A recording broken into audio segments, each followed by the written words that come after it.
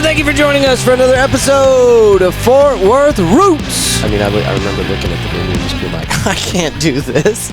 Oh my God. It's like $100 a plate. Yeah. You know? I'm looking at my girlfriend going, I don't know.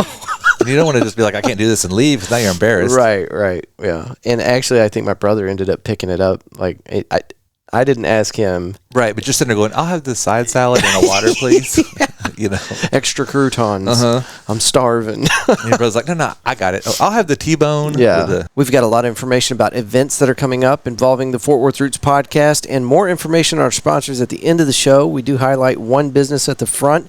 Today we want to talk about Roofing Solutions by Darren Houk. Get them at roofingsolutionshouk.com, or you can reach them at 817-692-8496. And at the end of the episode, when we talk more about our sponsors, we'll tell you about a 50% discount offered by Roofing Solutions by Darren Houk.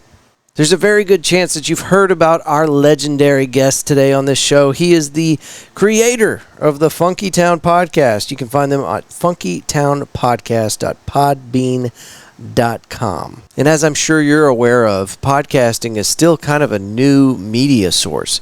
But almost as soon as podcasting became a thing, we had some OGs promoting podcasts and making sure that we integrated that into the Fort Worth community. And today's guest is one of the OGs of the Fort Worth podcast scene.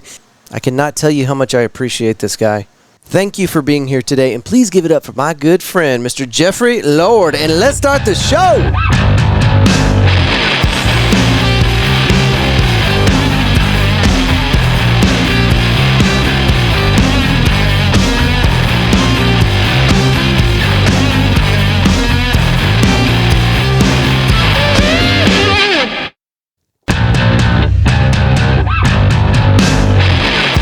Everybody, and thank you for joining us for another episode of Fort Worth Roots. I got Jeffery Lord at the Fort Worth Roots podcast studio, the man himself, the owner, the proprietor, the mastermind behind the Funkytown Podcast. Dude, thanks for being on the show. Oh, yeah, my pleasure. That was funny. When it started, I was looking at your board, and you started to talk, and I thought that was pre-recorded. Because it sounds like it every time I've listened to it. It sounds like, someone looked at it like, oh, you're actually saying this live. Yeah. I thought that was part of the, that pre-recorded intro. There is one pre-recorded thing on here, and I kind of told you the story about why, but when I sit down with people that I don't know very well, I've got a disclaimer that I hit now. Oh. That's the only recorded, me thing on the board, but we had some pretty interesting pre-recorded material last night with Dustin and Matt from Jerry Jonestown Massacre. Did you do the AI stuff? Yes. And it's really scary. He didn't warn me. He kind of did. He told me, prepare yourself for this. It's kind of wonky. And then he played it, and as he's playing it, I'm trying to remember when I said that. When did I say this? Because it's me. It's my voice. Mm-hmm. It's got my inflections down, all of it. So it was really unnerving, and I made him take me through the process. How did you do that? Because I need to know. That's what is going on here. I know, because you could. Not only could you ruin somebody else very easily, because he sent it over to me via text, and I'm playing it, going, I didn't say this. I'm like, but I knew what he was doing because he sent me over a Funky Panther one first. Yeah. So I knew that it wasn't me, but it was just and he sent over two or three more, and each time it got a little better because you could start to hear the stutter or stammer. Yeah. It's some of the little finer stuff. Yeah. He could hear. I was like, oh, this is weird. He played it yesterday on that recording for us, the one that he did with you. Yeah. I can't remember what he said, but the stuff was just insane. Something about bashing a badger up against a tree or something. Oh, yeah. That was some story they did on their podcast a long time ago. And so, they had me retell that story. And then he did the one, it's from a TV show, where the guy's all angry. He's kind of yelling and stuff. And so I usually talk like this. So there's not a lot out there of me yelling. So everything that he does, I'm trying to try to make me sound angry or whatever. It doesn't sound angry. It just doesn't come off. It doesn't have that emotion. Yeah. So that's good. Well, now I guess he's probably listening going, challenge accepted. Mm-hmm. Yeah, he is. I bet you. And he's definitely going to keep messing with that thing. Yeah, he was telling me that he's trying to perfect the art, and I'm like, dude, you've already perfected it like that. Could it get better? Especially when you hear it and it sounds like you. Oh, you had me 100% convinced up until it said just something so outlandish. Yeah. I'm like, okay, I didn't say that. I know I didn't say that. Yeah. Especially on any kind of recording. Yeah, the beginning of their show, they had me saying, like, this show is rated mature. Yeah. You know, for whatever. Yeah, it's their intro. Yeah, and it goes on. And like, I didn't see any of that, you know, and I didn't hear it until the show started. I was like, that's funny, you know. Yeah. I loved it. I don't know. I can't wait to see what else he does with that. No, they're going to be able to do it with videos, too. Yeah. Oh, yeah. They've already got some. Yeah, where it's like, I've never been there. So, I mean, how could people possibly safeguard themselves against this? I don't think you can. It's pretty wild. And I bet you anything there's going to be a law that comes down the pipe saying, like, hey, it is illegal to do that without putting some kind of overlay on it saying, you know, that this is a fake or whatever. I don't know. Maybe that's overreaching on the government's part. I don't know, man. It's like people get fooled all the time about stuff that's already a parody. Yeah. You know, they'll quote like an Onion article. Mm-hmm. And they're like, come on, man, pay attention. Yeah. You know? And this is stuff that's really obvious. And life right now is so absurd. Yeah. You don't even know it's true. You're like, that's not true. Then you Google it and you're like, holy shit. It does get crazier every day. Like, I mean, just the recent thing with the unidentified flying objects. Yeah, just all this weird stuff. No, they're all weather balloons or sure. There's one stuff, statement that was made that kind of piqued my interest and made me think that maybe they are holding something back.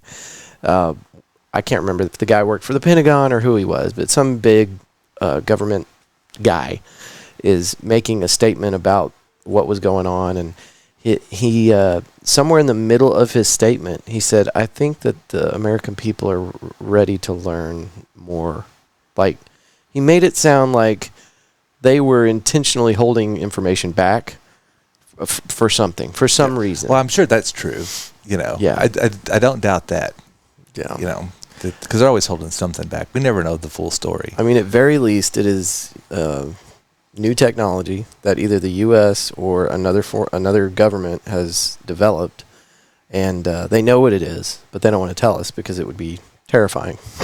It sure is strange, man, that from like billions of years ago up until about like 200 years ago, you know, we evolved but very slowly. Mm-hmm. In the last probably several hundred years, kind of looked all the same. An explosion, right? And then, all of a sudden, it's like, you know, from the 1900s on in, even like the 1950s or whatever. You electricity and steam-powered engines. And microwaves and nuclear energy and satellites and going to the moon and everybody's cell phones in everybody's pocket. Yeah, man, it just keeps. Now we got AI that can do your voice and stuff. Hell, I watched Joe Biden, Obama, and Donald Trump play Minecraft, and it was hilarious. Man. I heard a clip from that. It was so great.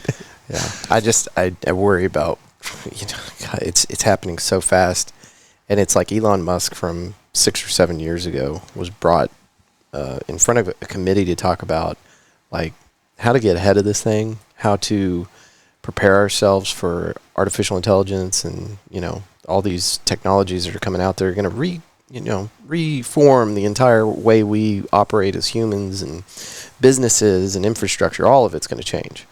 And basically, he was saying that we were too late. The genie's already out of the bottle. Like, you've already gone too far. Like, yeah, you would have to make some drastic changes to how you're allowing AI to be used, and you're not willing to do that. So it just kind of is what it is at this point. Yes. So hang on, because here it comes, and there's no way to stop it. Yeah. That's a very uncomfortable thought. It is a very uncomfortable thought. Until a meteor like hits, and then it knocks all the power out, and we go back to the 1800s.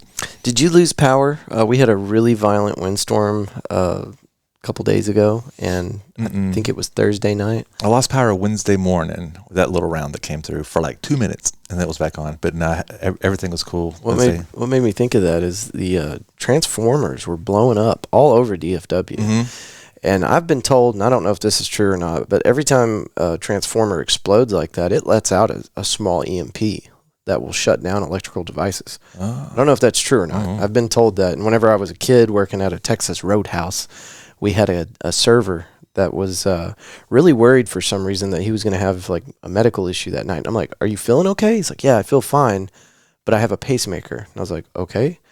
Well, there was a transformer that had blown up earlier that day, and he was worried that it might have affected his pacemaker.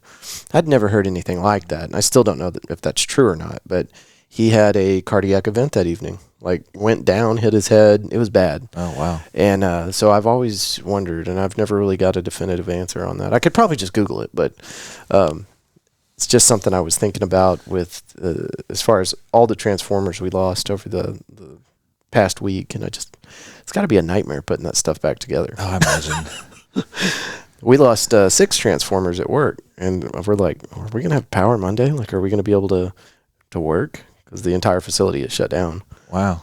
So what are you going to do? They've got to fix the important ones, the schools, the hospitals, things like that before they're even going to consider ours. And you've only got so many people that work on that stuff. Yeah. So, but that's good. Y'all didn't lose any power. Yeah. No, I know a lot of people did, but no, we were pretty. It was pretty. I mean, it wasn't tame, but I mean, it's just heavy rain, winds, thunder, lightning, and then it was gone. And you're on the kind of south side of Fort Worth. Yeah, south side. I'm all shaking my head. Nobody can hear that. They can see it though. Yeah. Yeah, that thing's still working. I need a new camera.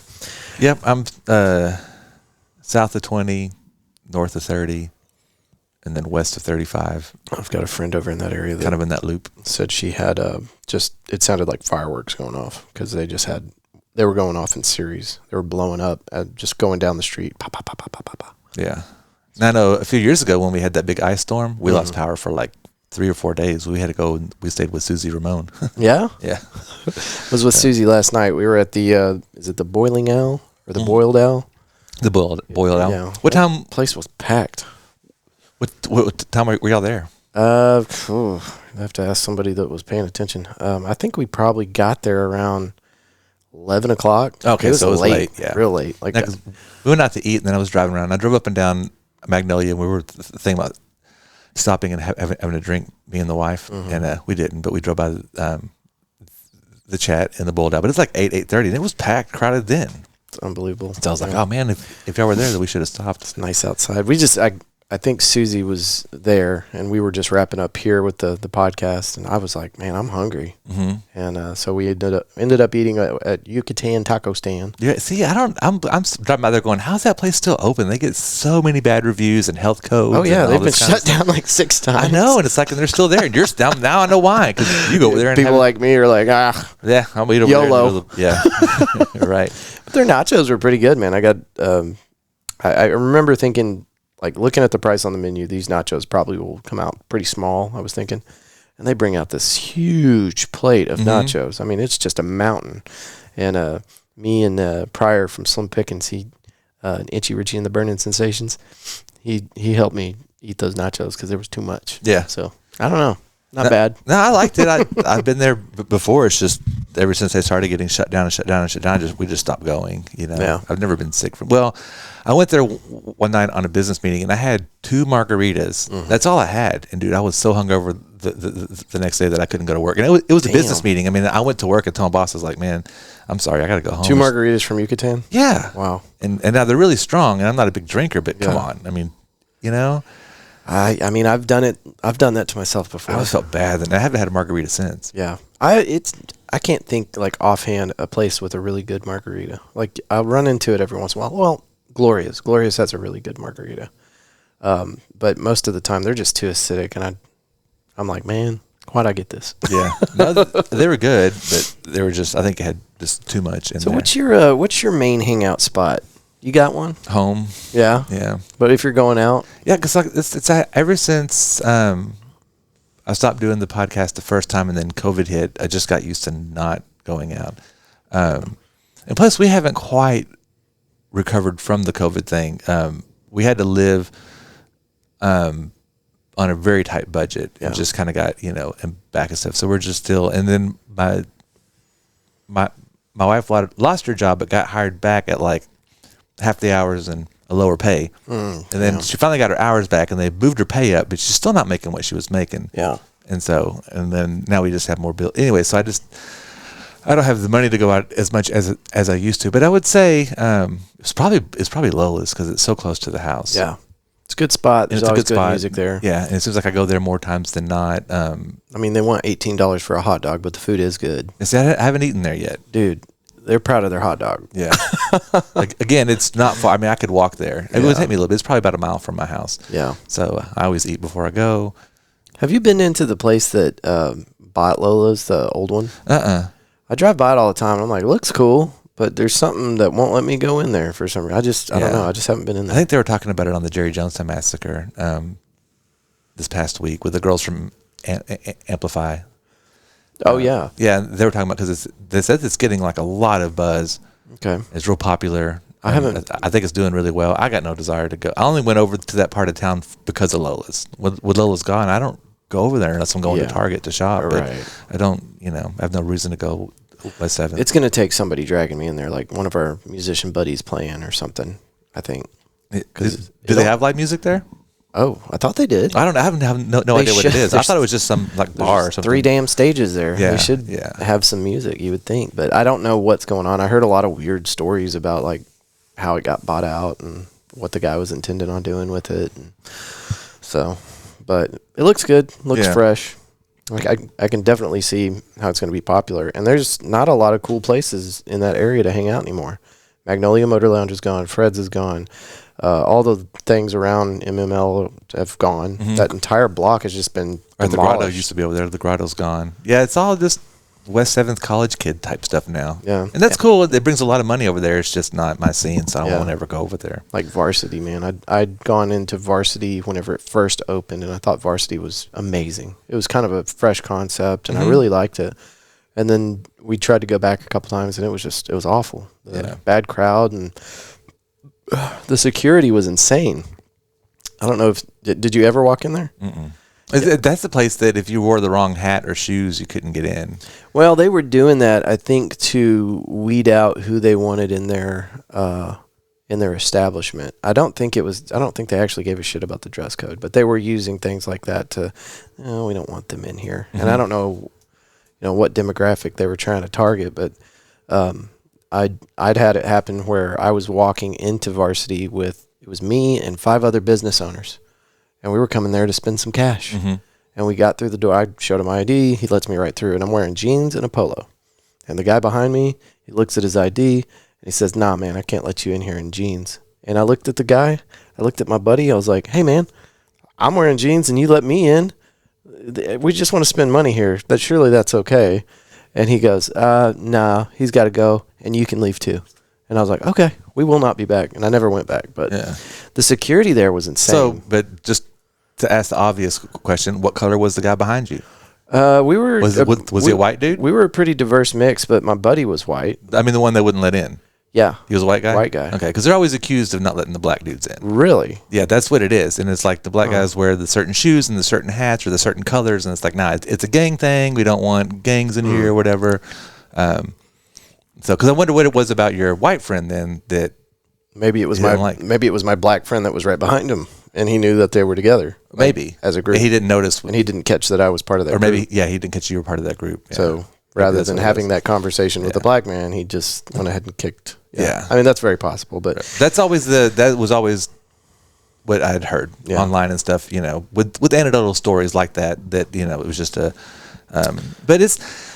I don't typically go places to where you have to wear a dress code. There's a dress code to get in, unless it's a special kind of a thing. What places do that? Well, is there anybody else that did that? I mean, I don't know, but I'm saying I'm sure there are. That's the only time that's ever happened. I'm sure there's places that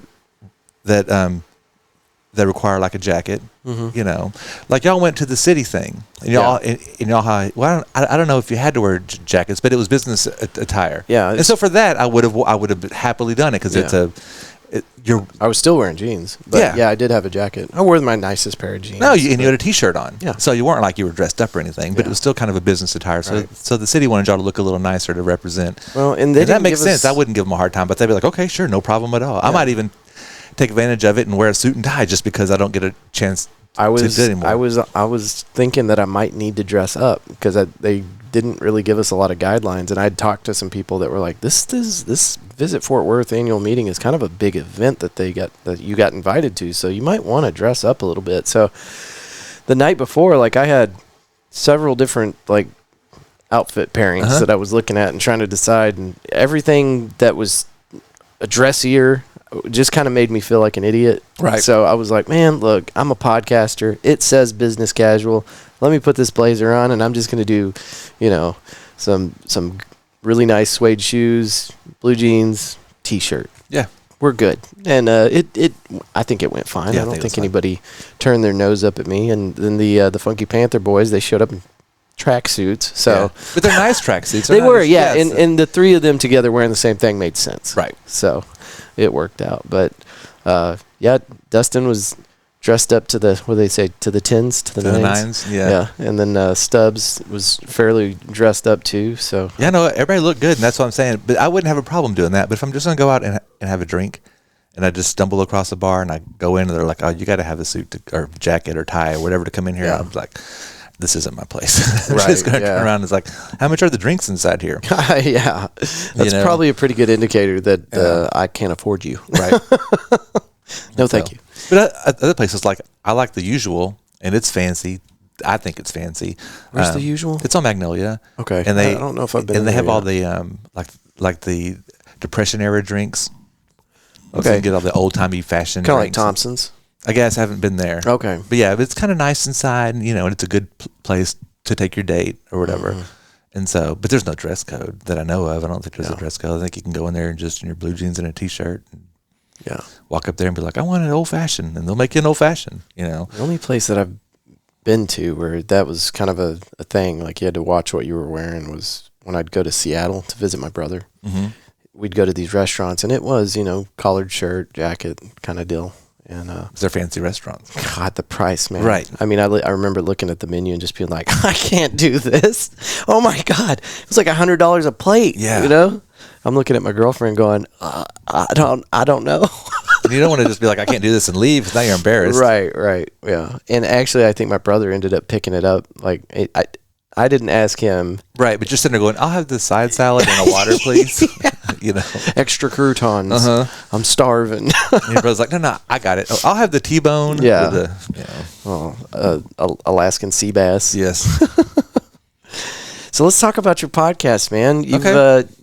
You and the Jerry Jonestown Massacre kind of have an intertwining story, right? Didn't y'all kind of start doing stuff together at some point, and then you branched off into your own thing? Oh, no. They were doing it before me, but it was weird because it's like I'm pretty good at finding stuff online, and so I'd started going to watch local music. I knew a couple of folks. Like I was friends with Parker Anderson, who at the time was the drummer for Animal Spirit. Now he's in Dead Vinyl and I think the Rage Out Orchestra thing. But he's a drummer in town, and we went to the same church together. And so I knew him when he was like 14. And now he's like in his 20s and he's playing drums in these local bands. I was like, I'll come and see you play. And then some of the other bands were really cool. And I was like, okay. And then so I started to watch other bands. I was like, I wish there was a podcast around town that was more than the weekly. Because I mean, you can get some things out of the weekly, but it's the weekly. They have all kinds of stuff. They have a little music section, but you know what I mean? It's like, and so I want like a weekly kind of thing where I can learn about local music, and there's not a radio show or anything. And so, but had you been podcasting before that? No. Okay. I just listened to a lot of different ones. And at the time, all the podcasts that I listened to for some reason kept saying, man, doing this show is so great. If you want to start a podcast, you should just start a podcast. You can make it on your phone. You can, I mean, it's so easy these days. And this is 10 years ago, but still, they were like, I'm sorry. That's okay. They were like, you should, so I was kept getting this affirmation, but I'm looking for it. I'm like, I can't find anything in town. Yeah. And the Jerry Jonestown Massacre was doing their thing. I'm looking, trying to type in Fort Worth podcast and different things, and I'm just not getting anything. I did the same thing. Yeah. And just wasn't finding anything. I'm like, okay. So that's kind of had an idea. So I actually, was at Lola's. I think we were there for the Skin and Bones Cult Jam or whatever. And Parker was there. And, I told him, I was like, yeah, I think I'm going to start a podcast. He was like, yeah. And I was like, yeah, I think I want to like talk about like local music and like interview people. He's like, dude, you totally should. He's like, you totally should. And I was like, I think I might. And so then I started thinking, and so I just did. And then it was just maybe like a month or two into it. I found a dude named Whiskey Boy, and he had Whiskey Boy Radio, and he had been doing it for years. I mean, and it was a podcast? Yeah. Okay. He started off several years back, and he's very kind of a right-wing Trump kind of guy. Okay. This is before Trump was there, but he was still that kind of a guy. Yeah. And his show was kind of wild ass. They would do pranks, and I think he did a lot of stuff on that show and maybe said things on that show he wasn't really proud of. So he took all of his old episodes off and then kind of started doing it again and kind of focused more locally stuff and kind of made a different show. Is it still going? I don't think so. Okay.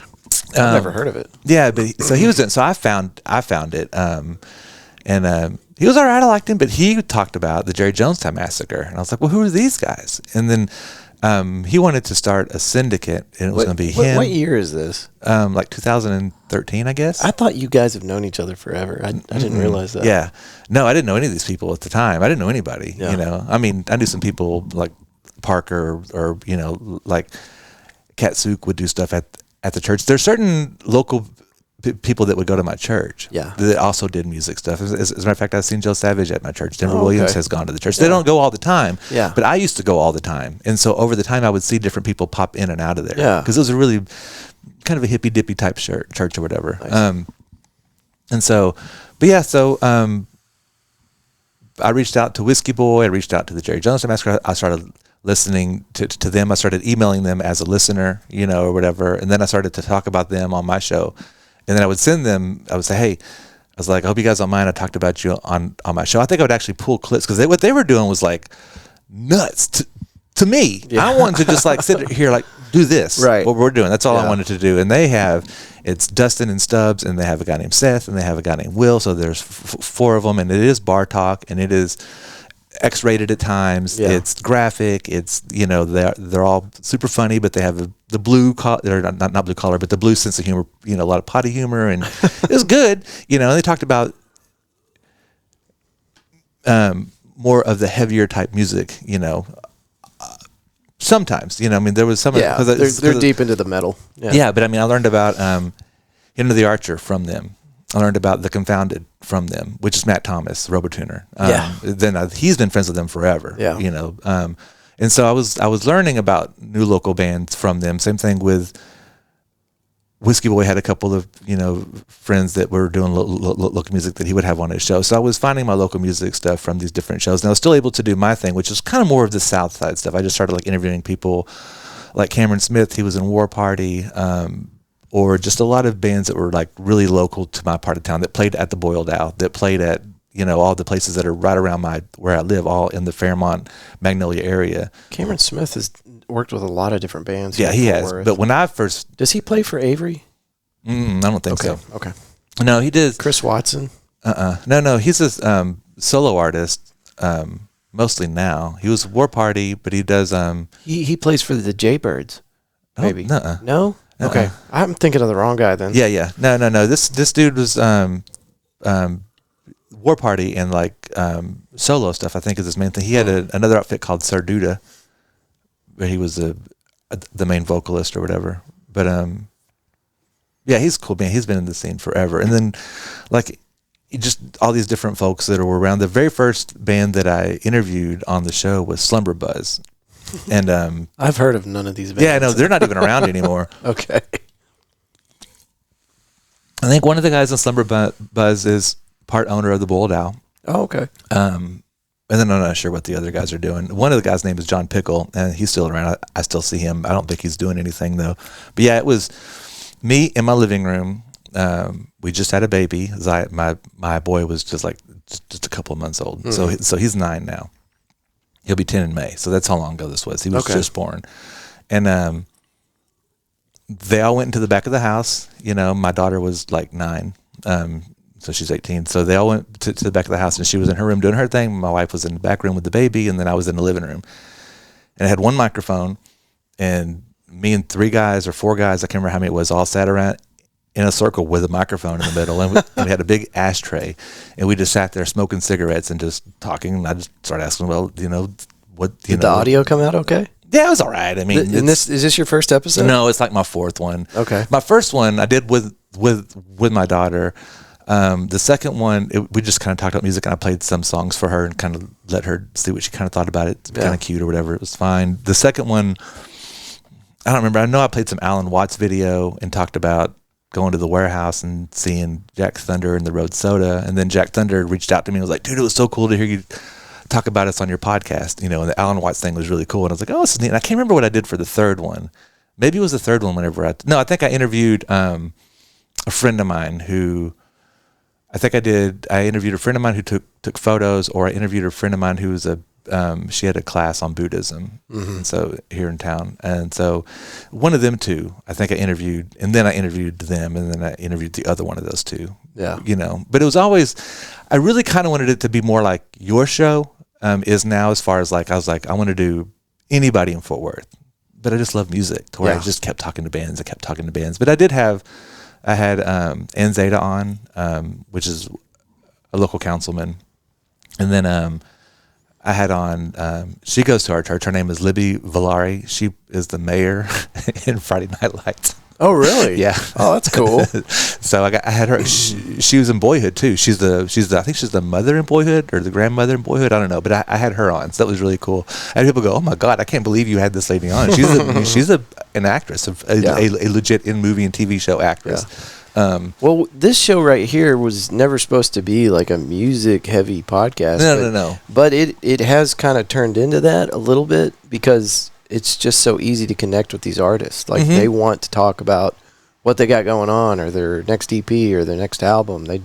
So that's been something that we've fallen into, and I think a lot of the podcast community is like that because these people want to talk. Yeah, So. But it's cool that it's not just music though, because a lot of times, like you had on the author who wrote the book. I just saw it over there. Yeah, the Fort Worth Roots book or whatever. Oh, Fort Worth Rock and Roll Roots. Yeah, that one. That's Mark Nobles, man. He's an awesome guy. You know him? No, but your interview was great. And I was like, this dude's awesome. I need to reach out to him and just have him on, because I think that's somebody that I would have never thought of. Yeah. I need to have him back on the show. So there's one more book up there that I haven't read yet, and it's the Metaphor in a Hat. It's a book of shorts.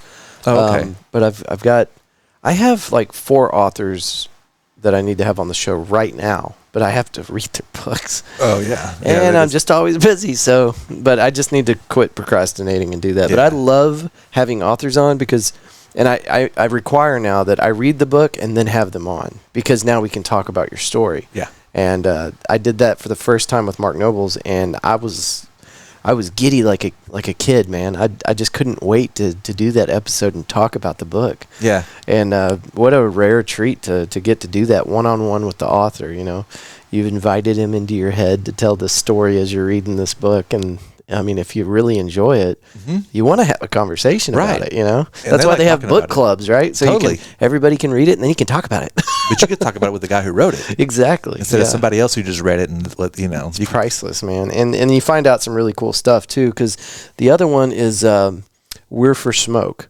That was the one. Yeah, that's the one. So that one there, I mean, it's all about Fort Worth. Right. And like that. A lot of Hell's Acre stuff.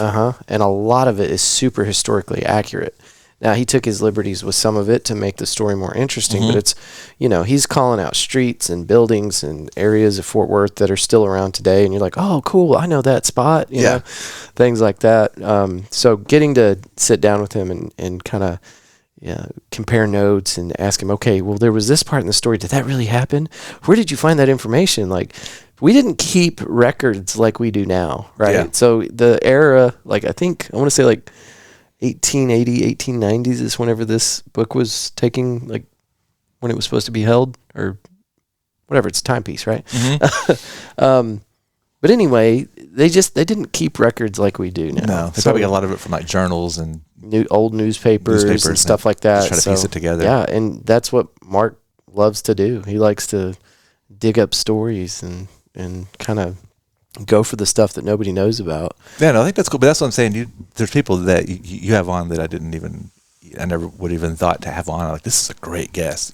Some people I don't know how to interview. I mean, I guess I do. It's not my, like, some of the ones I think that you do would be hard for me, like the lady from Gladney. Yeah. It's a great interview. Or some of these people that are, doing some really big and important things, and a lot of the city leaders and business people or whatever that you talk to, I'm just like, I never even go there. Mine's all, I always looking for the small fish or whatever, the people that you don't really kind of know of, but maybe you should know about. I want to try to give those people, but on episodes like that, I just try to get curious about the person. Yeah. Right? Even if it's something that I think I might really not have any business talking about, if I can, just figure out what I'm curious about that subject, then the conversation goes fine. But if I just turn on the mic and don't have any questions ready, for some of them, it's no good. Right. No, you got to research. If you can find their Facebook page and scroll through it and see if they like to quilt or camp or whatever, you can kind of, oh, I saw you made a quilt. Oh, yeah, that was my grant or whatever. You have something going on. Yeah. So like Betsy Price, Tim Love, people that have a huge online presence, you can find lots of information about them. I came packed with notes. And like Tim Love and Betsy Price, they're busy people. So I only got, 45 minutes to an hour. I think I was supposed to keep it to 45 minutes with Betsy Price, and we went an hour. And same with Tim Love.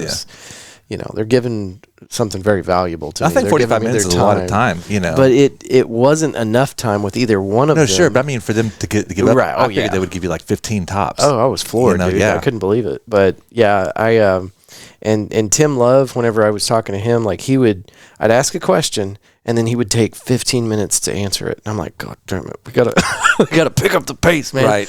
But filibustering. But he has great stories, and he's a very good public speaker, I guess. And so, but yeah, I don't know, man. I'm honored every time I get someone like that on there. Somebody that, I'm a podcaster. I don't have no business getting to talk to these people, I feel like. But sometimes people reach out to me, and so like the United Way CEO and president, Leah King, her office reached out to me, and they're like, would you like to do this interview? And I'm like, yeah. What, are you kidding me? Right. But yeah, so I don't have like a cap on what kind of person or what industry they're in. As long as they're doing something to help Fort Worth, as long as they're involved in our community, that's the end. Yeah, so I was usually try to kind of the same kind of thing, but I wanted to go for more of the creative types. It didn't have to be a musician. You could be a singer, or you could be an artist, painter, or whatever. But yeah, I got into other things as well. I was gonna say with Jerry Jones and them, once I started to play their show on my show, kind of like that, whatever, then we started to do like a lot of cross-referencing each other, or cross promotion stuff or whatever. And the Whiskey Boy was doing the same thing, and he had found a couple other podcasts, but they weren't here. One of them was in California, and they were called the Ned Files.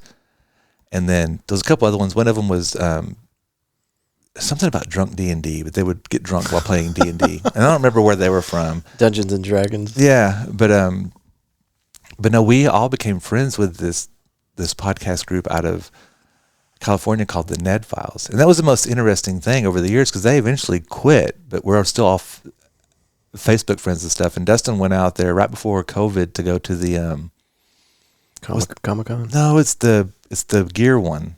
Oh, it's like Comic-Con, but it's all the music gears and all that kind of stuff. Yeah. I forget what it is called, but he went out there and he actually went and got to meet Becky and Danny and Eric and the guys that do the show or whatever. And I think that's just so neat. And then they came back and they called it, they changed the name from the Dead Files to the Bed Files and started doing it again. And I don't think they're doing it now, but they were doing it for a few years ago. But I think it's so cool that we're friends with this California podcast. Yeah.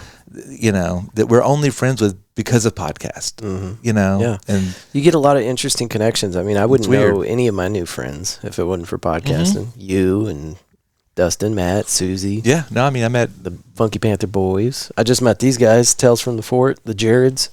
Okay, cool. It's a newer podcast. I think they've done maybe 20 episodes, but cool guys. And, I wouldn't have met any of these people on the glass case of Hall of Fame, whatever I call it.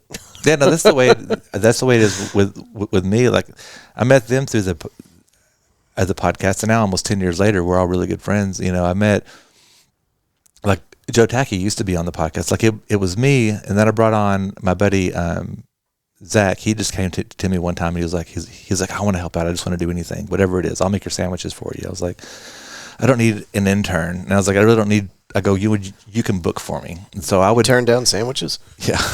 Well, I told him I really wanted somebody to book for me, So I'll tell you who I want to get, and then you just reach out to them and see if they want to do it. I hate doing that. Yeah. That's the time. Whenever you don't see a show for me for like two or 3 weeks, it's just because I just don't feel like booking a guest. I really get. I don't know why I get so anxious sometimes about asking people, and other times it's not a problem at all. Yeah. But it was really good having Zach, along. But I really wanted to have. You know who Leon Bridges is. Mm-hmm. So I really wanted to have him on. He was getting ready to blow up. And I was like, man, if I could get this guy on before he becomes famous, that would be so cool. That's how I feel about Avery. Okay, yeah. So I reach out to him, and he's just like, he doesn't come on. Finally one night I go to the Boiled Owl. I'm hanging on, and Leon's there. And I walk up to him. I was like, hey, Leon. I was like, I'm Jeff Lord. I'm with the Funkytown Podcast. I've been emailing you about coming on the show. He's like, oh, yeah. And I was like, you want to do it sometime? I was like, and he's like, all right. So he came on. And that's awesome. So I had him on for like an hour. It was right before, I think it was either, he just played for Macy Gray. So he just had a really big show. And I think he's getting ready to go to Austin for South by Southwest and do like a whole thing. But he comes on for an hour, and it's fine. It's an okay. He was kind of awkward. I was kind of awkward. But he played some songs live on the show. And cool. Sounds, I'm like, that's why he's famous, is because with nothing, he picks up a guitar and plays. When you listen, you're like, oh my God, this is great. And I don't do anything to it. It's just the way that it sounds, But Joe heard that show. He was like, I want to hear, a lot of people heard that one. Yeah. And then he was like, and then I think the one I did after that, I did a really bad job. Something was wrong on my board, and it came out sounding like shit. Yeah. And then Joe wrote me and was like, hey, I want to give you some tips on how to make your show sound better. Nice. I like what you do. I think you do a really good job, but I want it to sound better. What do you record on? Well, at the time, I just had a little bitty cheap 4-track mixer, and then I just went straight into my Apple laptop and just recorded it. Used Audacity? Yeah, I had GarageBand. Okay. Yeah. And so I still use that same laptop, and I GarageBand now. I have a different mixer thing. Dude, how old is that laptop? Yeah, it's well over 10 years. Damn. What brand? Oh, I don't know. It's an Apple Mac. Oh, it's a Mac. Okay. Yeah, it's a Mac laptop. It's a laptop. I go through PCs like every 2 or 3 years. Yeah. Like they just shit out. I can't update it or do anything with it. Yeah, it's too old for that. Yeah, so I just leave it the way that it is because it works for what I need it to be, which is the GarageBand part of it. Yeah. But and so then I asked Joe if he would just come on and kind of be the engineer producer of the show. So he sat there and just did the tweaking and stuff, and then we moved from my house over to his house because he had a studio in his room, so we moved everything over. Is that before you took over Cloudland? Yeah, and then he started working up at Cloudland. I think he took it over right after I'd stopped doing it, but we did a lot over at Joe's house. Yeah. We did a whole lot at Joe's house. Well, the best part of the podcast is once everything got moved over there, we had some fantastic guests, and we did some really neat episodes. But it was me and Zach and Joe, and sometimes Susie would come on. Like Susie is another one. She just emailed me, I love your show. I just found it. I think this is great. And She's the best. And we went to like a music awards, and she came up to me. She's like, hi, my name is this is Susie or whatever. And then we've been best friends ever since. Yeah. But it's weird. It's like just because she listened to the show and liked it, and it's like, I want to be friends with that guy. And she's so awesome. And I think that everybody she meets is like best friends as soon as she meets them. Dude, one year she got an award in the Fort Worth Weekly for like it was like the celebrity. I forgot what it is. You'll have to ask her. But like one year, like there's the most famous person or whatever. That's cool. She got like most famous or whatever it was. I forgot. It's so hilarious. I think that's kind of the reason why they call themselves Fort Worth famous because she was like, For our listeners, Susie Ramone is 50% of the Fort Worth famous podcast. It's her and her daughter Ivy. She gave me a sticker. It's got to go on the case. I've got a bunch of stickers I need to put on the case. I've been doing that little video series where I'll, put a sticker on the glass case. Okay, yeah. Anyway, I've just been procrastinating, but I've got a stack of stickers that I need to put on there right now. She has a really good show. I like her show, Yeah. They're a lot of fun. And I was wanting to tell you that I really appreciate all the intricate detail that you put into your show and how you showcase local artist music, and you just have such a clean presentation. Like your show and the Jerry Jonestown Massacre, like I'm jealous of the way y'all format your production. Like I just love it. I love the way you do it because it's a real show. Like you guys have sound effects and music and all this cool stuff. And anyway, you have a great show, and I love it. That's cool because it's different than it used to be. Because when I came out before, our little intro would play, and then it would be a song, usually from the artist that was on, and then we would talk for 30 minutes or so, and then I'd play another song by the artist, and we would talk another 30 minutes, and then I'd play another song, and that'd be the end of the show. And so that was how the show ran. Now it's not different every week. I really like it when I play 3 songs up front, do an interview, and play 3 songs to back. Yeah. That's the way I like it. It doesn't always work out that way. Well, you've had episodes where you played like 10 songs. I had one, but I want to do that again. But yeah, I had one where it's like I just didn't have a guest, and there was a bunch of stuff I wanted to play, so I just did like a, Well, in like your little skits that you do, like you're in the helicopter, or you're talking to Dustin, and he's shooting a raccoon in the front yard or something. I can't remember, but the little skits are hilarious. I haven't done that many, but I have done a couple. My favorite one is I did, I think Denver Williams went on the Jerry Johnson Massacre, and he started talking about how much he hates slam poetry. You know what slam poetry is? No, tell me. That. It's like that where they get up there and they're like, tree is where I be. B-I-C. You know what I mean? They just pause and slow, and they kind of, it's this whole... and people are snapping. Yeah, they kind of snap or whatever. And so one of them, one of my shows, I don't even know what it is. Every now and again, I'll be at the Fuzzy Kazoo down by the train tracks. And so this night, I was at the Fuzzy Kazoo for... Is that a bar? No, it's a made-up place in my head. Oh, okay. You know what I mean?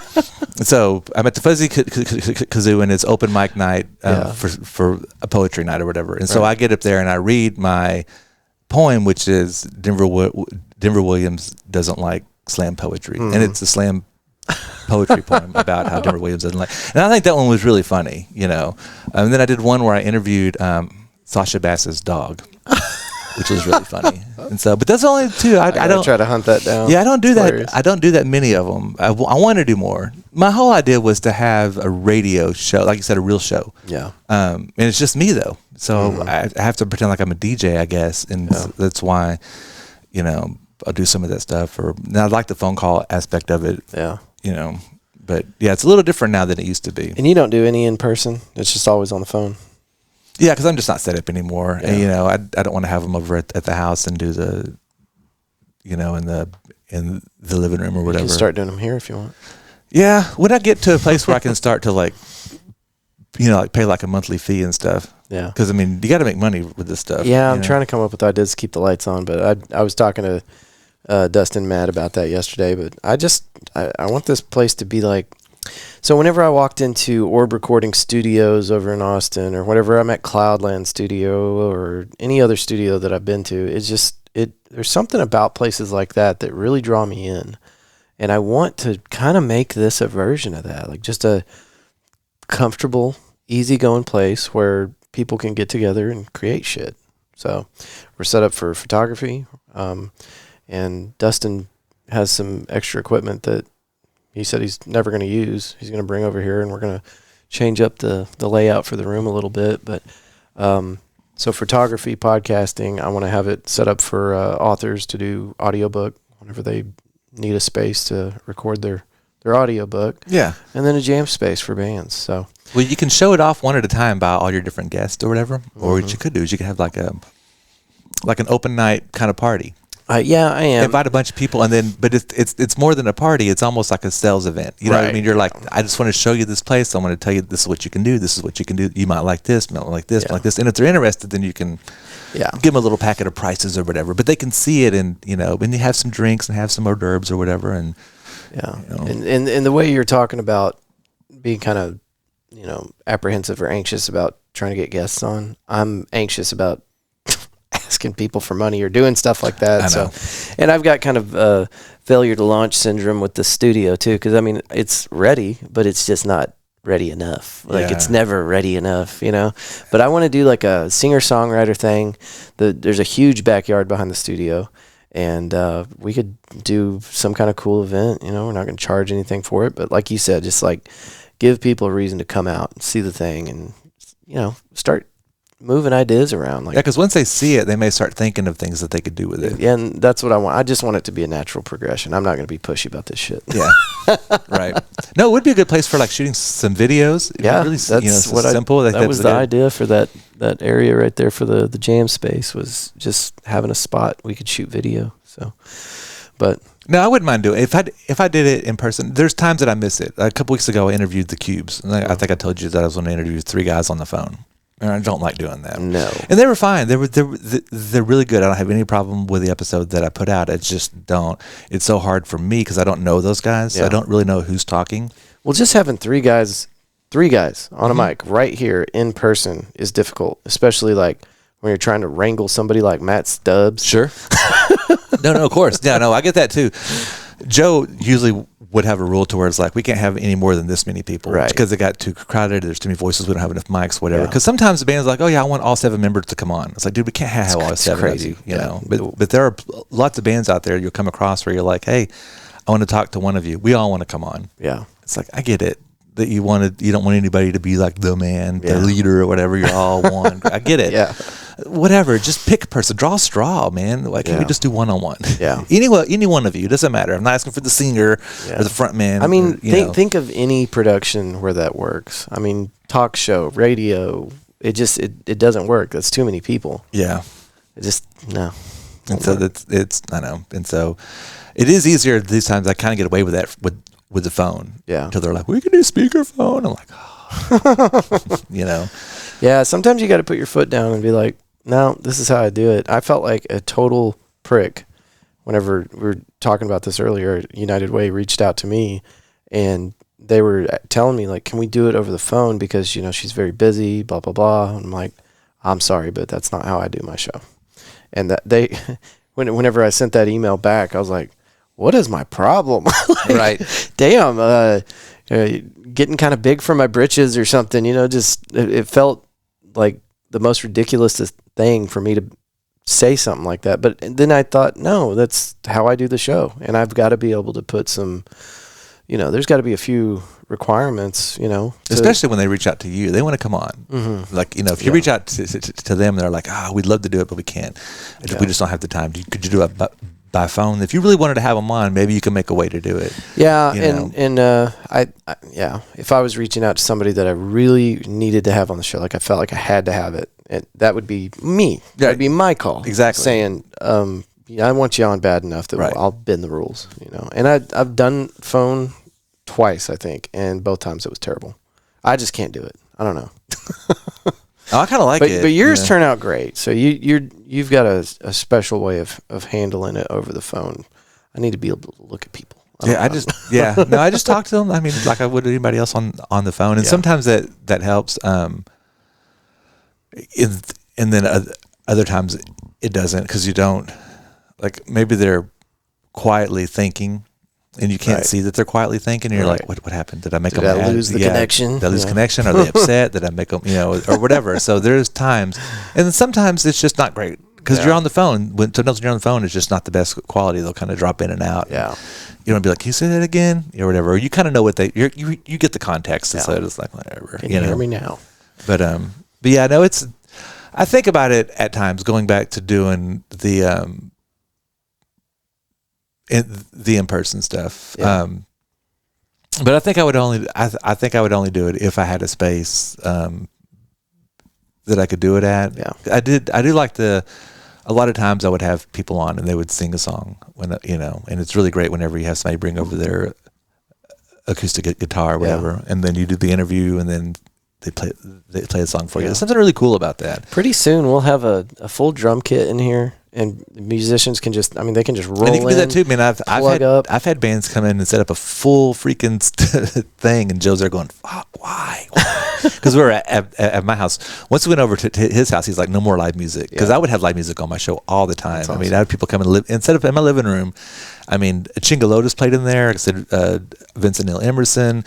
Tons of folks have played in my living room. Isn't that a wild sensation? It's weird. It really is weird. I think I've kind of... It's normalized now to me, but whenever I first started having people play in front of me on the show, I would sit there and I would just kind of like freak out a little bit, like, oh my God, this is so cool.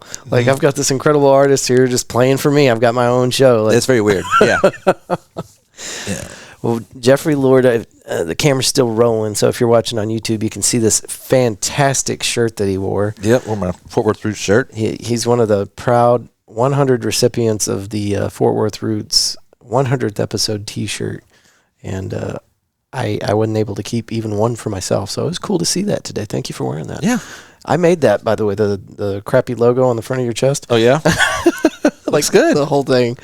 Yeah, I got really frustrated, and that did not come out the way I intended, but yeah, I'm glad you like it. I do like it. It's a comfy shirt. Good. No, the wife has one too, and she's always wearing it around the house. Yeah, that's so cool. I think she wears it more than she wears any of my shirts. Like, come on.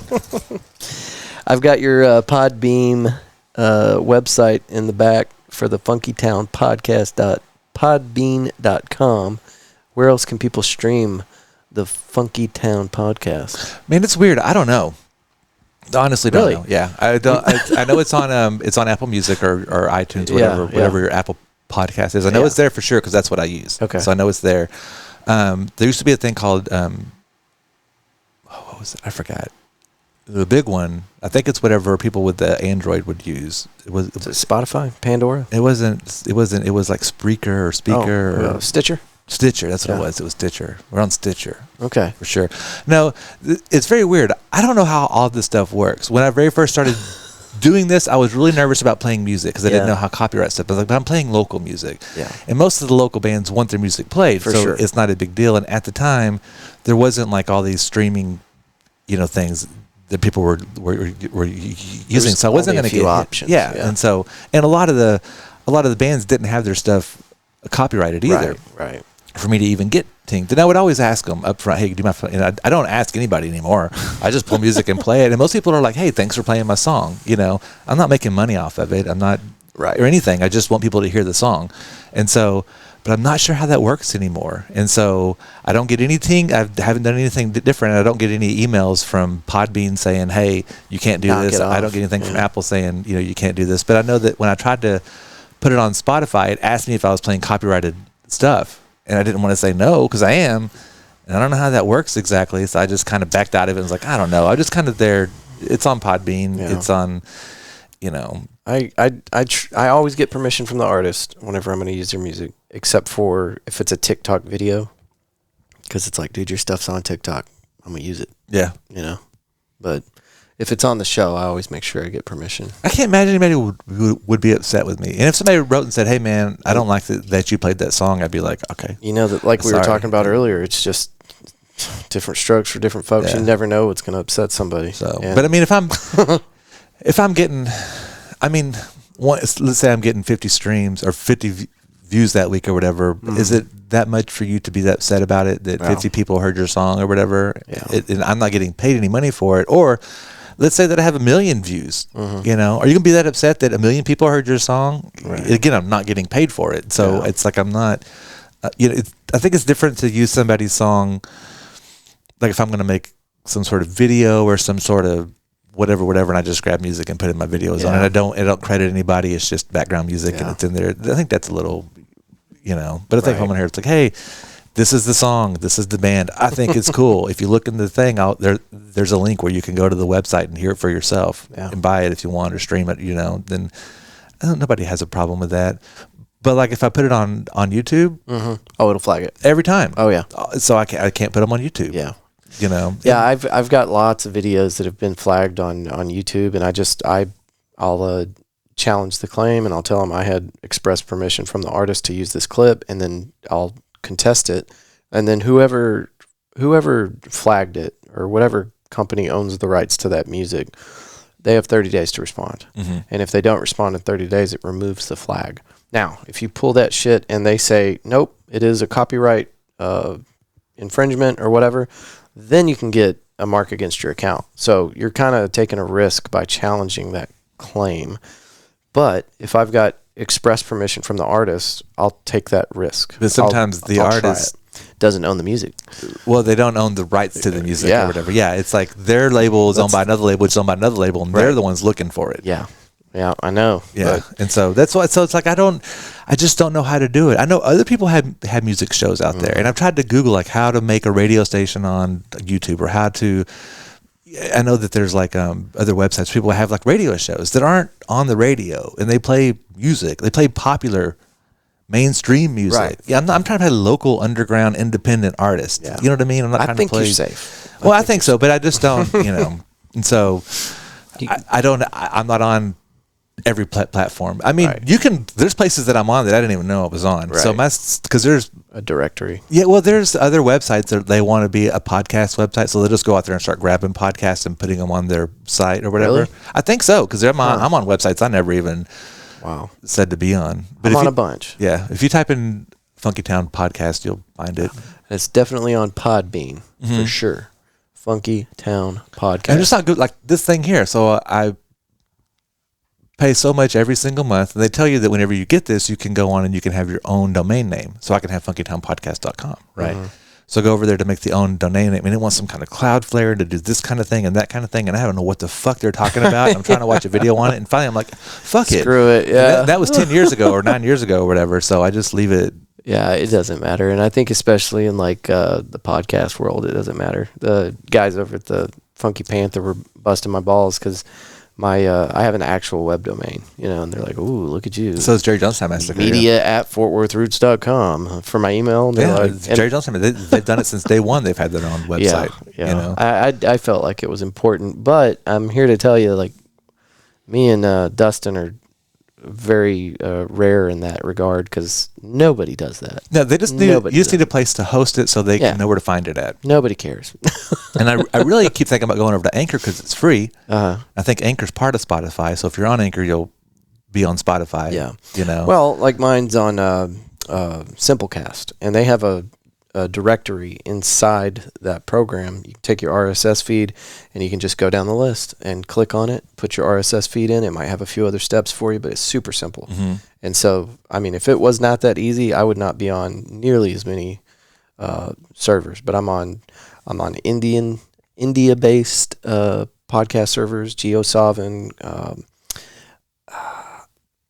I can't remember the other ones. There's a couple, but I mean, just wild, unthought of streaming services. And I think that because I've got so many different streaming services available, it's helped my analytics, I think. So it could, sure. If you're ever looking for a quick way to up your numbers, look into posting that RSS feed on some more directories, and you might get a couple thousand out of India. Those people love podcasts. Yeah, an American podcast. Yeah. That's it's the United States, and then India, and then I think Germany. I think that's right, because there's a bunch of military bases there, and I've got friends that are anyway. But yeah, United States, and then India is the second most popular country for the show. But it's because I'm on an Indian-based streaming service, I think. So, well, hello, India. Yeah, hello, our friends in India, wherever you are. Thank you for listening. You got any cool guests coming up you want to promote while you're here? I don't book that far out in the future. So my guest tomorrow is Matt Tedder. Do you know who Matt Tedder is? He plays guitar. He was nominated the name is familiar. He was nominated for Best Guitarist. He didn't win it. Sammy Kidd won it, I think, this year. Yeah, Sammy Kidd won a couple, didn't he? Yeah, but I think one of them was Best Guitarist. Okay. That's probably where I saw the name matched up next to Sammy's. Yeah, but he's been in a couple of local bands. I think he was on The Voice for a little bit too. Oh shit! If you type in Matt Tedder, it like shows like The Voice and stuff. It's like, sounds super familiar. Is that the name of his band, Matt Tedder Band? No, it's just solo Matt Tedder. Yeah. And so I'll have him on tomorrow. I'm really excited because I love the way he plays guitar. It's kind of a country guitar. Yeah. He plays blues and rock if he wants, but I'm hoping at least the new single's got like a lot of country flair to it. So I'm hoping that the album's going to kind of be that way as well. That's tomorrow. You're doing that. Mm-hmm. And then I don't have anybody scheduled for the next week. It's my birthday week, and so I don't know if I'm going to do a show, if I'm going to do a special show, if I'm going to have I don't know what I'm going to do yet. And then the week after that, I'm going to have on Guzman for the Psychedelic Panther. Nice. Yeah. Making his rounds just like last year. He's in one to come on for like 6 weeks, and I'm trying to get him closer to April. Yeah, you know what I mean? It's like he's used to dealing with guys like me that he's got to record earlier. It'll never be on time. Yeah, because I'm like, I'll record Sunday and it's going to be out on Monday. Yeah, I want to get there so bad. I'm going to start releasing like 2 or 3 episodes a week. until I get the backlog cleared. I have so many. It's embarrassing how many recordings I have. But yeah, damn, you know what it's like trying to put out an episode every week and then put some more work on top of that. And people are like, I want to record. And I'm, let's get you in here. Yeah, no, I would just make a list and be like, okay, I've already, and just every week you just scratch one off the list instead of just getting them all in. I mean, I guess it depends on what you do. Because the good thing about you is you can go on vacation. You could be gone for like a month and nobody'd even know. You could definitely. I could take 3 months off right now. Right. You know what I mean? So that's cool that you have that. I don't have that. It's like gotta. Yeah. If I'm in the mood where it's like I just don't want to do one this week, I don't have one that it's picked up enough steam that people call me now. I don't really have to. I'm not trying to pat myself on the back here, but I don't have the opportunity really to hunt people down anymore. Yeah. I mean, I'm getting contacted by people all the time wanting to be on the show, so that pretty much fills my pipeline. Yeah. So you don't have to even look anymore. You can just keep just releasing your shows. Yeah. You'd be like, I'm not going to do any more until these are done, and then as people come through, then you're like still doing it. But I really like doing recordings too. This is fun for me. This is the most fun part. Yeah. That'd be Everything cool. else is work. I guess you got enough where you could just release one every day. I could do that for about 2 weeks. I wonder if that would beat everybody down. I don't know. I would just build the catalog. They can listen to it whenever they want. I know, but it's like on YouTube. Like I watched a guy. He was a fishing guy. Yeah. And he was one of the first ones that I started watching doing a show, and then he had a new episode out every single day. It's crazy. And he had a new episode every single day for a couple of years. Jesus, man. But that built his audience. Yeah. Because he was just constantly. Every day. And you could always knew that, because once you got caught up or whatever, if you cared, you knew that whenever you came home that day, you could eat dinner and watch one of his shows. They're only like 20 minutes long or whatever. That's so wild. And the next day, and I'm the guy that likes to do that. So I'll come home, I watch the same video every night for dinner. Not the same video, but the same, especially if there's a new one. And so but that's how he built his audience. But I don't think you could do that with a podcast. Eventually I couldn't do it with mine. There's no way. Not in having a full-time job and a life, and liking things like naps and food. Yeah, I'd just be glued to the computer nonstop. That'd be insane. It's pretty interesting what he did. I don't know his whole story. I mean, I guess he's in the public eye, and if I say anything that's wrong, I mean, because I don't remember what his story is, so I don't want to make stuff up. Well, I haven't even said what his name is, so it doesn't matter. But this dude, I think he had problems, maybe got into drugs or got into a little bit of trouble. Went in front of the judge, and the judge said jail or military. Yeah, and he went to military. When he got out of the military, he started doing this fishing show. Yeah, and what really got him to go viral was he did a show where he's like, the first time I killed someone. Ugh. And it was about being in Afghanistan, and actually when he killed someone, he had a whole video about it, and of course they got millions of views, and that kind of put him where people were starting to watch him, but he kept making his videos every day. Yeah. And they weren't about that was just like a throwaway or whatever. But yeah, he starts making all these videos every single day, just going around town. He's from here, he's fishing, and then there's other guys making fishing videos too. And so he kind of does what we does, and he kind of reaches out to some of them, and it's like, hey, you want to fish together? And so they go out and make a fishing video together and kind of cross promote. Next thing you know, there's like 4 or 5 of these guys that are all doing this together. Yeah.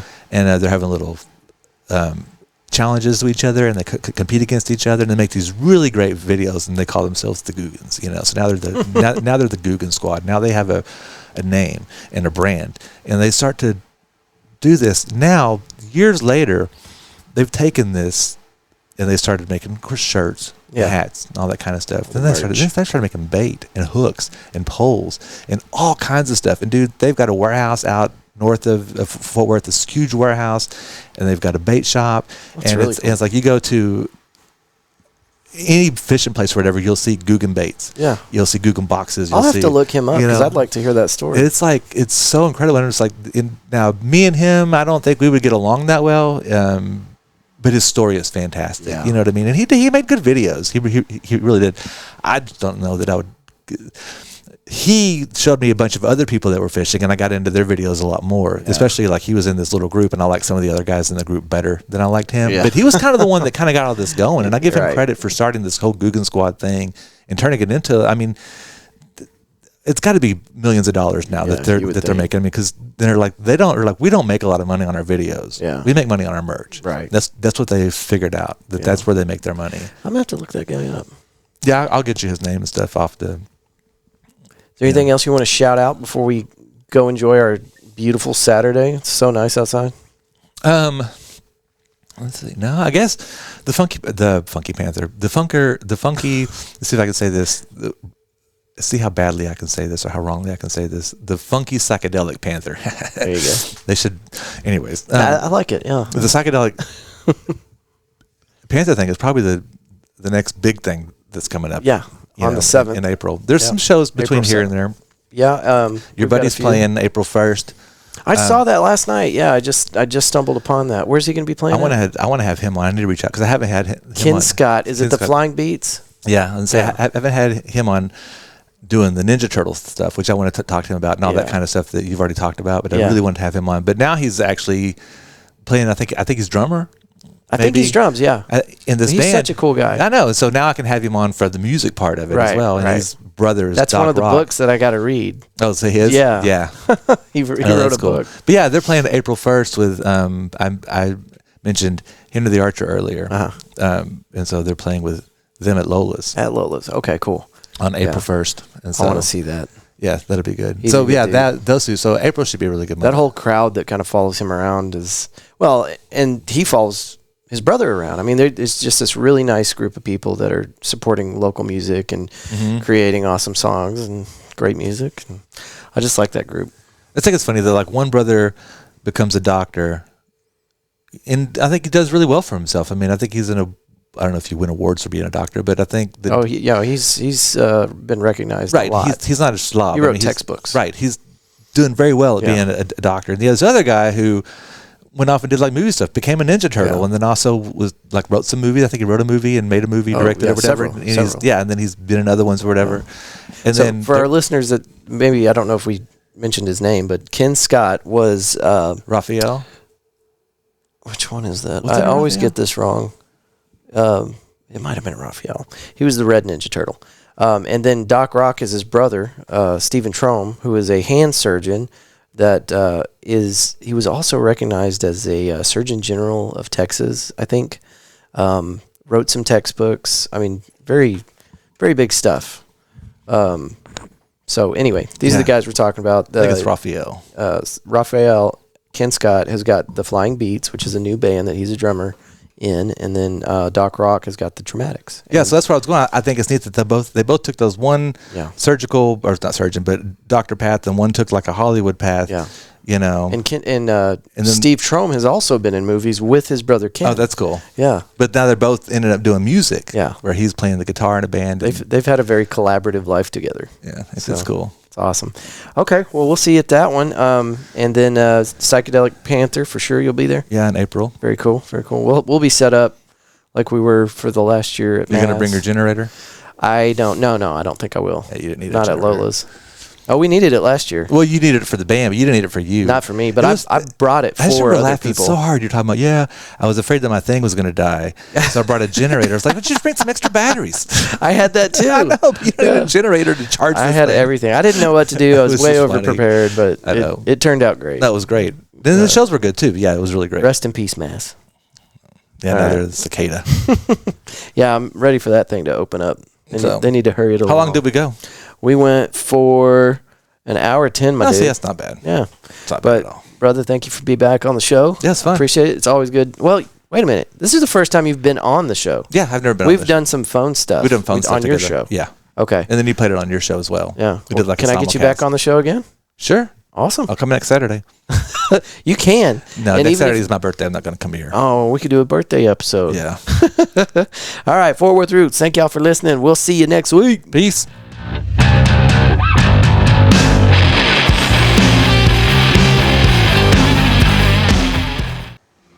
Mr. Jeffery Lord, thank you for being on the Fort Worth Roots podcast. And please, let's get you back on the show. I feel like we glazed over a lot of very important details. I'm sitting here listening to the recording as I'm editing, and I'm going, man, we could have gone further into that. Oh, damn, we didn't talk about that. But that's okay. We can do it again. It'd be a shame if we covered it all in one giant 36-hour block. So we'll just have to do it again.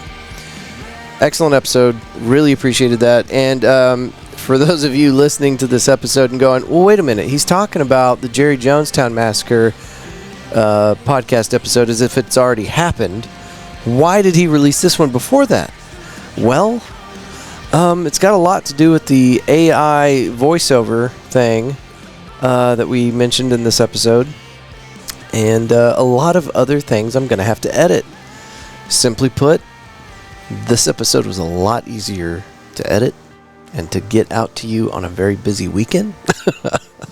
That Jerry Jonestown Massacre episode is coming out next week, and there's going to be some bleeps, and I actually don't know exactly how I'm going to put that one out. There's some very interesting content in there that I am sad to say some of it will never see the light of day. There is some shit in there that I can't put on this show.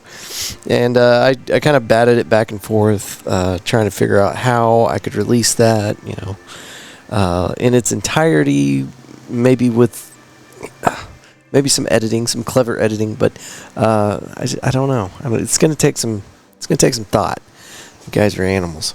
They're also a lot of fun, and regardless of what you think about these dudes, I've heard people say some things about these Jerry Jonestown Massacre boys. And if you go onto Facebook and you click on the Jerry Jonestown Massacre page, you get a warning.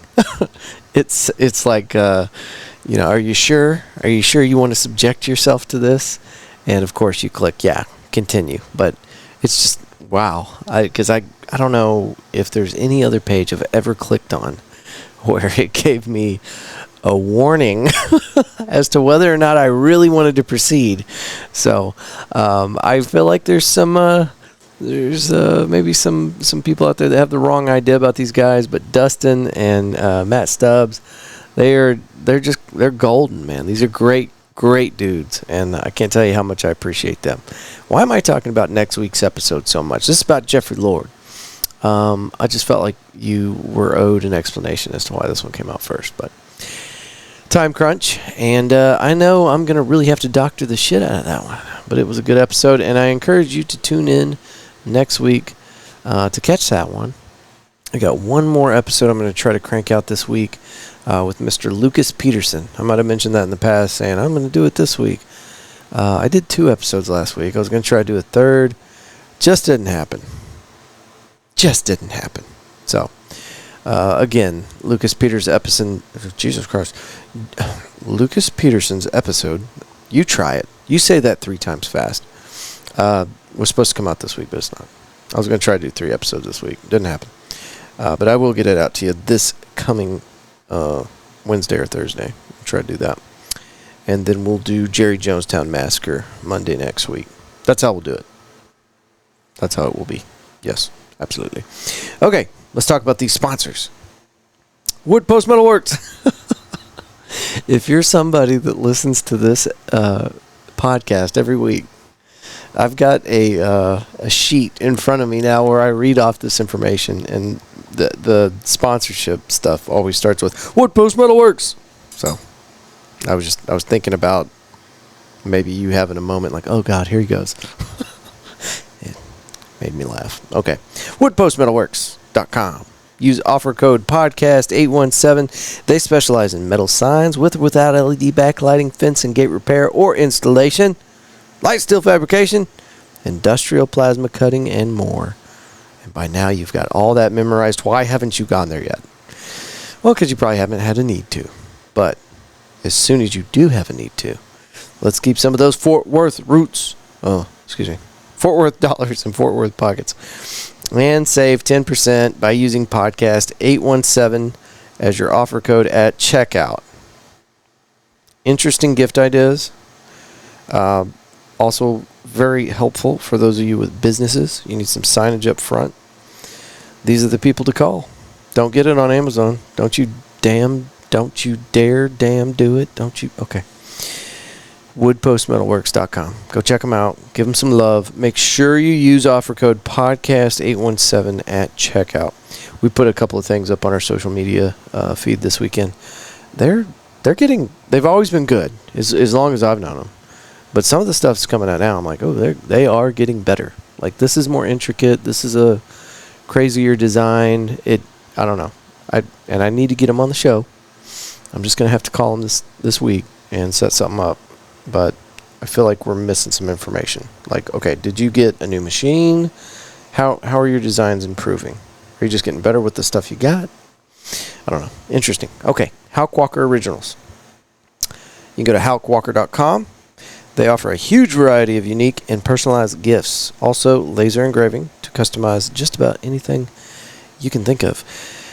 And if you're having any kind of trouble distinguishing the difference between these two companies, like Wood Post Metalworks, they make custom stuff. Houk Walker Originals makes custom stuff. Well, here's the difference. How thick's the metal? Okay? Because if it's a steel plate that you need to cut into for some heavy stuff, that's woodpostmetalworks.com. And if you want to customize some stuff around the house, cups or pins or whatever, with a laser engraver, that's your Houk Walker Original, folks. And you can get them at houkwalker.com. And they do some other incredible things. Also need to get them on the show. I've got homework.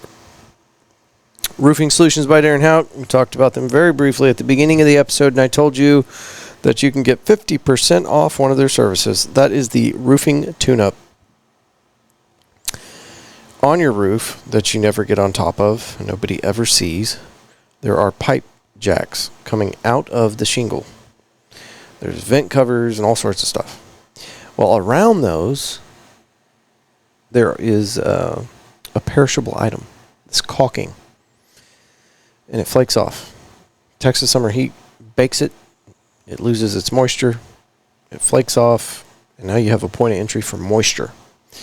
During this roofing tune-up, the folks over there at Roofing Solutions by Darren Houk will reseal those so that you don't have a nasty water leak that could cost you thousands.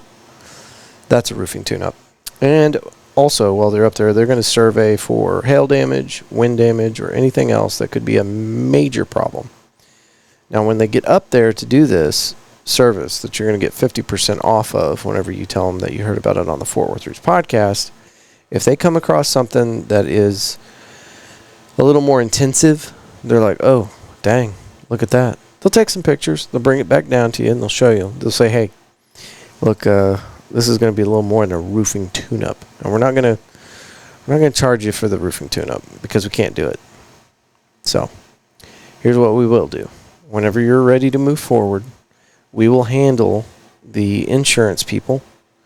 We will move you through the entire process, make sure that you get what you deserve from your insurance company, and then we'll make sure that you get the best craftsmanship, the best repair job in DFW whenever you're ready to fix this problem. So, anyway, do it. If you think you got any kind of issue, or if you haven't had anybody look at the top of your house in a couple of years, give these guys a call. Roofing Solutions, 817-692-8496. And then our folks over there at Pouring Glory, new sponsors. Very excited about this. They are located. I hate you, Andrew. You lost it. I had it opened up. It was right here. It is, what is that, Bryan Street? It's right there across from Mass, kind of. What is this dumb stuff on my phone? Quit it. Bryan Avenue. That's right. 1001 Bryan Avenue. I was out there today enjoying some good food and some great conversation with some excellent people. I'm not just talking about the staff. The people that go there are really chill. You want to find the best people in Fort Worth? They're the ones hiding out over there at Pouring Glory, enjoying that food. On a Sunday, they do something called Dog Park Sunday or something. We're always posting about it on social media. But the dogs get to run free in their enclosed patio. Now, you know, how big is a patio? You see it advertised on people's websites and stuff like, yeah, we got a patio. Okay, well, how big is this patio? I got dogs running around. It used to be a parking lot, and they closed this thing in for COVID. And they just never opened it back up for cars. So now they've just got this massive patio area. And until 4 p.m., from whenever they open to 4 p.m. on a Sunday, they keep all the gates locked up. And the doggos can be let off the leash, run around, socialize, be dogs, that whole thing. Today I was out there, and there's a couple people with their doggos out there, and went very well. Love it. Okay, what else? It's late. It's a Sunday, and I need to get this episode out to you. That's all the sponsors. Events, real quick. April 7th, Psychedelic Panther. You know about this. Happening at Lola's. It's 2 days, April 7th and April 8th. Going to have 2 stages, vendors out there, all sorts of fun activities. Last year, I don't know the numbers, but they had people coming in from out of country, out of state, to see some of the bands that were on this lineup. It's always a great lineup. Mr. Joe Guzman out there does an incredible job. So, Lola's, April 7th, be there. Psychedelic Panther. It's going to be great. And it's going to showcase music that you probably have not ran into at your typical venues there. So, find more information on that on Facebook. You can get them at Psychedelic Panther online. And then we did an episode with Joe Guzman.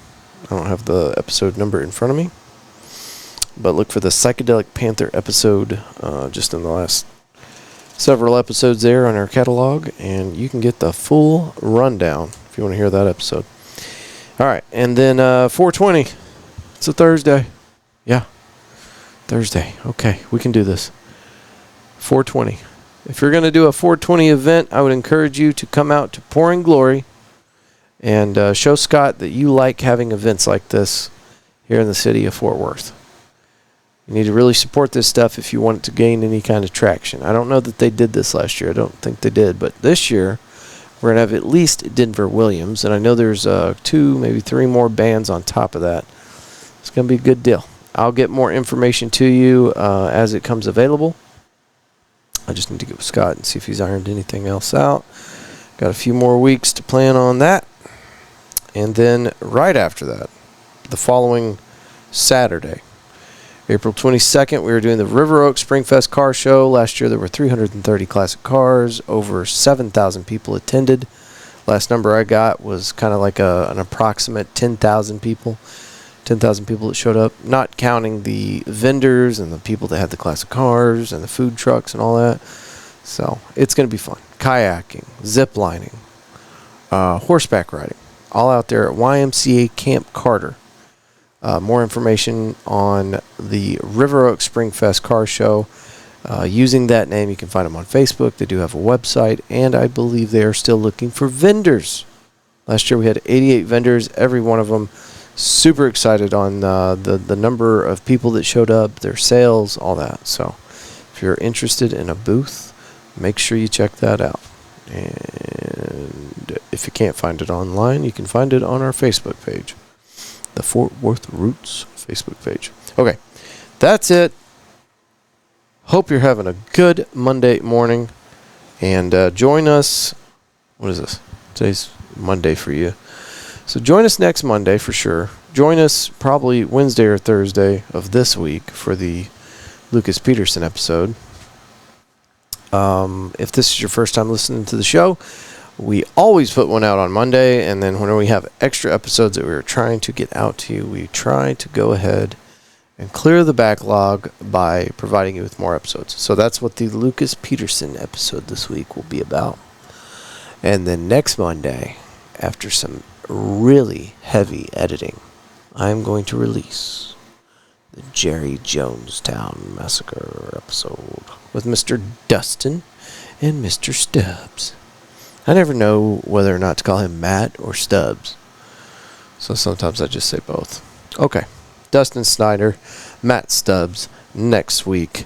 Thank you for listening to this week's episode. Ladies and gentlemen, have a wonderful day. And now you know the rest of the story. Peace.